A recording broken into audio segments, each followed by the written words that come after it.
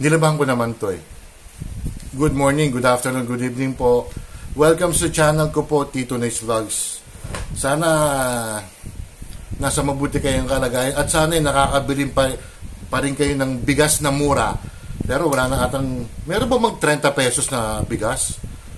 Ano nangyari sa 20 pesos na bigas daw? Asya nga pala mga babayan ko, konti lang to. Rest in peace kay Sir Mike Enriquez.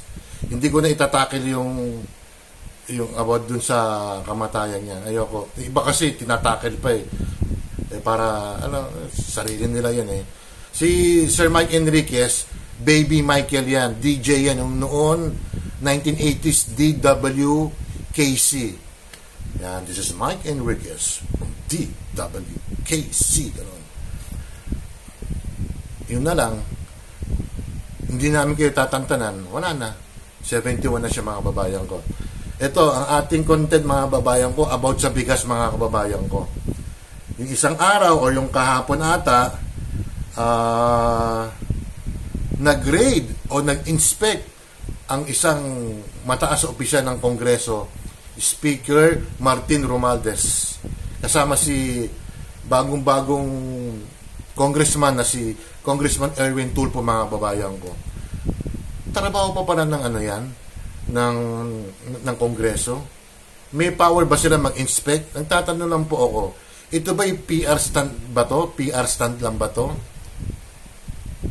Pag mga ganyan, ang daming bigas or palay, naka-hoard lang yan.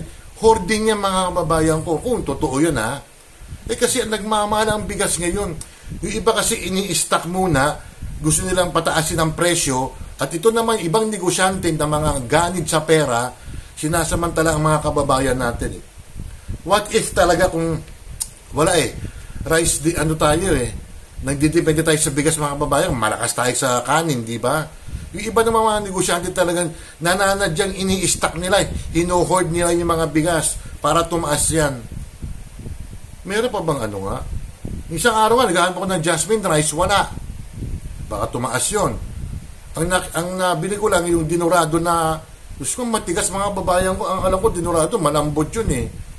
Ang tanong lang natin mga babayan ko, anong ginagawa ng mga local government natin? Lalong-lalo na ang Department of Agriculture. Unfortunately lang, ang sekretarya po ng Department of Agriculture ay si Pangulong Marcos mga kababayan ko. Gusto ko Pangulong Marcos, sana naman intindi mo yung mga maliliit na tao, wag yung sorry. Pataas ang presyo ngayon mga kababayan ko. Yung isang araw, meron ipakukulong daw sila na nag-hoard ng sibuyas. O ano nangyari? Napakulong na ba? May mga ibang negosyante din, magagaling ang mga abogado. Alam nyo mga kababayan ngayon, ang gulay nagtataasan na naman. Maraming mapagsamantala porque may bagyo. What if kung talagang tayo mga Pilipino magkakaisa? Tayo, buong Pilipinas. Pero sa Visayas, Mindanao, mga kababayan ko, excuse me po, walang problema sa gulay. Dito lang sa Luzon tayo may problema sa Metro Manila. Di ba? Sa ibang lugar, ang kilo ng sibuyas, mga kababayan ko, 20 pesos. Pero pagdating sa Metro Manila, 200, 300, mga kababayan ko. Bakit hindi nakukontrol to ng DTI natin? At yung mga local governments natin, kasi kumikita rin sila. Di ba? Kaya dito sa pag-i-inspect ng mga bigas na to, pinasarado pa nga nila Bakit ipasasarado nyo ang warehouse? Lalo magugutom ng mga tao niyan, walang mabibili. Ilabas nyo, kumpiskayin nyo, at saka kasuhan nyo yung mga nag-hoard talaga. Once and for all, Pangulong Marcos, ikaw ang Department of Secretary natin, pero konting konting malasakit lang, Pangulong Marcos. Binoto kita pero may tiwala pa rin ako sa'yo, pero sa mga ganitong bagay, di mo nagtataasan na naman ng mga presyo. Kawawa. Maski mga mayayaman, nararamdaman kami, di kami mayaman, Diyos ko. Nasa lang kami, yung eksakto lang, kumakain na kami 3 beses sa isang araw. Pero Pangulong Marcos naman, huwag ka lang panay order, action kagad ang kailangan ng taong bayan. Hindi yung ano, hindi yung press release lang. O ganun. Di ba? Nakakaawa yung mga ano natin yung mga kababayan natin na mga maliliit Paano yan kung ang kilo ng bigas magiging 60 pesos, 70, tapos ang sinesweldo lang 600 pesos. Ang baboy ngayon magkano? 350. Wala nang 300 na na isang kilo ng baboy ngayon. Ang isda, may galunggong bang 150 na ngayon? Wala, 250, may 300 pa nga Kaya ito mga pinagagawa ng mga ewan ko pa kung trabaho nila to, magre-raid sila. Sino kayo may-ari niya? Mga politiko ba may-ari niyan? Di ba? Once and for all, ipakita natin sa taong bayan, sa mga kababayan natin na may malasakit tayo. May NFA pa ba? Wala na. Yung sa dami na naka-imbak niya, di umano hinuhoard nila yan di kumpiskahin nyo, kasuhan nyo, sasabihin, kawawa na may mga negosyante. Hindi. Sila may kasalanan hinuhoard nila yung bigas para tumaas ang presyo. Kaya hindi ko I will not buy that. Sasabihin nila kaka-deliver lang. No way, Jose. Hindi pwede yan. Kailangan managot kayo sa otoridad natin. Ito ibang otoridad naman natin. Di minsan nakakapera rin. Paano yan? Shoutout muna tayo. Pasensya na po kasi naawa ko sa mga iba natin mga kababayan mga maliliit na tapos tataasan pa ng presyo, bigas, gulay tataas din. Di ba? Napakahirap niyan. Lalo kung isang tuka ka lang. Kahirap niyan. Sus Mariosep. Ito, shoutout tayo Ang shoutout natin ay si si Angels Mix Vlogs, mga kababayan ko. Ate Ruby Vlog, Cherry Papo's Adventure. Excuse me po. Oxy Stab, Doc Juday, Shirley Mendrano, Michi Tiger TV, Shinji 82 Vlog Official, Mama Lynn Official, Jane Barona Vlog, Amlena Vlogs, Tess Sabala, Nanay Eva TV, Tatay Chairman Joban, Kim, Mayang Vlogs, Eldon SK Vlog, Lebs SK Jamming Vlogs, A Heart Purple, Junito Marinado, Myra T. Sanchez,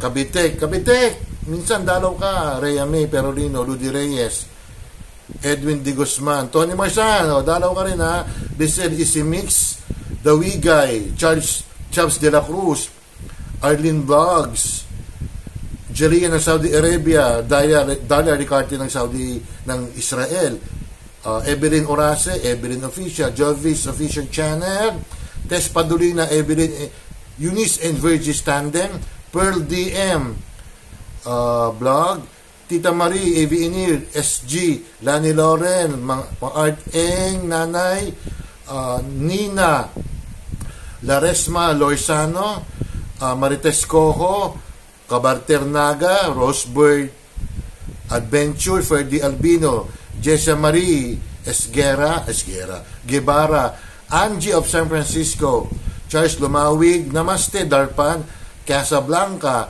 Jorens Vlog, Christy San Miguel, mga babayan ko. Hanggang kailan tayo, Pangulong Marcos? Konting ginhawan man lang. Tingnan mo, magbeber na ngayon. Magsasamantala ang mga negosyante dyan. Supply and demand daw. At kayo mga congressman na kayo, batas ang ginagawa nyo. Wala kayong police power na mag-raid dyan. Ang may karapatan dyan, Department of Agriculture, Bureau of Custom. Kasi i-inspect nila yan kung may mga dokumento sila na legal ang pag-import nila yan. Pag hindi, kumpiskahin na kagad yan. Ibigay sa mga maliliit na tao. Diba? Sa ibang bansa, lalo sa Russia, si Putin, pag nalaman niya na yung mga ibang negosyante nagsasamantala, kaya si Hoda, kukunin niya yan yung negosyo niya. Kung pagkain, kukunin, i-imbis yan, kukumpis kayo mga pagkain, ibibigay sa mga Russian yan. Dito sa atin kasi minsan may palakasan kaya minsan nakakabwisit Hindi ako yung sir ma'am, yes sir, yes ma'am Pag may mali ginagawa ang gobyerno, kailangan natin magsalita. Hindi yung tiko mang bibig natin eh. Ano kung binoto ko siya? Di ba? O, pupurihin ko si Pangulong Marcos pag may ginawang tama. Pag may maling ginagawa, pupunayin natin siya. Hindi pwede yun, di ba? Don't forget to like and subscribe. Hit the bell notification para ma-update kayo sa aking mga video. Huwag kayong Ninas Kugon. Huwag kayong photo ops. Huwag PR stunt lang yan. Kawawa mga taong bayan. God bless sa inyo mga babayan ko at peace sa inyong lahat. Bye.